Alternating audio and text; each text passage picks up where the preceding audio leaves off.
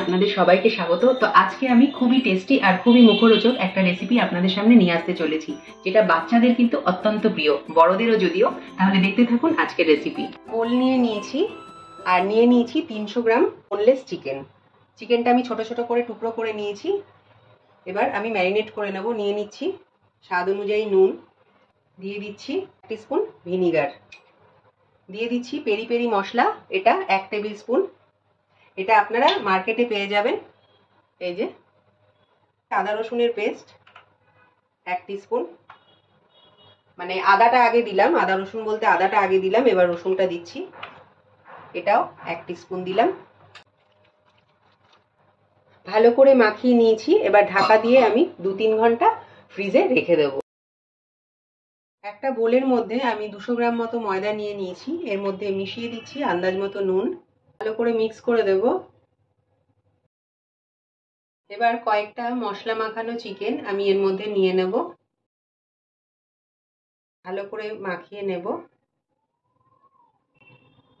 এবার একটা এরকম নিয়েছি হাতা, ময়দাগুলো ভালো করে আমি এই ঝাঁঝরি হাতার মধ্যে ঝেড়ে নিচ্ছি। এখানে একটা বোল নিয়ে নিয়েছি আর বোলের মধ্যে নিয়ে নিয়েছি ঠান্ডা জল, একদম ফ্রিজ থেকে বার করা ঠান্ডা জল। তার মধ্যে আমি চুবিয়ে দেব, চুবিয়ে আমি তুলে নেব আর জলটাকে ঝারিয়ে নেব। এবারে আমি এই জল ঝরিয়ে নিয়ে আবার আমি ময়দার মধ্যে দিয়ে দিচ্ছি আর ভালো করে আমি এবার ময়দার কোটিংটা এর উপরে দেব। এরকম হাত দিয়ে রগড়ে রগড়ে আমি ভালো করে ময়দাটাকে মাখাবো। এবারে আমি একটা গোল ঝাঁঝরি নিয়েছি বড়, তার মধ্যে চিকেনের পিসগুলোকে উঠিয়ে নেব। এবার ভালো করে আমি ময়দাটাকে একটু ঝেড়ে নেব। একটা কড়াই বসিয়ে নিয়েছি আর বেশ পরিমাণ মতো তেল নিয়ে নিয়েছি। তেলটা খুব ভালোভাবে গরমও হয়ে গেছে হাই ফ্লেমে। এবারে ফ্লেমটাকে মিডিয়ামে করে আমি এই চিকেনগুলো ছাড়বো।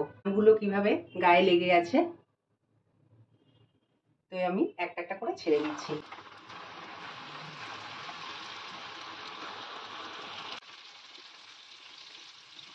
গোল্ডেন ব্রাউন হওয়া পর্যন্ত আমি ফ্রাই করে নেব। দেখুন গোল্ডেন ব্রাউন হয়ে গেছে, আমি এবার উঠিয়ে নিচ্ছি তেলটাকে ঝারিয়ে। আরেকটা লটও হয়ে গেছে, আমি ভেজে তুলে নিলাম। একদম দোকানের মতো ক্রিস্পি হয়েছে। দেখুন আওয়াজটা শুনেই বুঝতে পারছেন। ওপরে একটু পেরি পেরি মশলা আমি ছড়িয়ে দিচ্ছি। দেখুন কিরকম ক্রাঞ্চি হয়ে গেছে। বন্ধুরা, তৈরি হয়ে গেছে আমার আজকের মুখরোচক রেসিপি চিকেন পপকর্ন। আমার মতো করে বাড়িতে একবার ট্রাই করবেন। যদি ভালো লাগে একটা লাইক করতে ভুলবেন না আর পাশের বেল বাটনটা প্রেস করে আমাকে সাবস্ক্রাইব করতে ভুলবেন না। তাহলে দেখা হচ্ছে নেক্সট ভিডিওতে। আপনারা ভালো থাকুন, নমস্কার।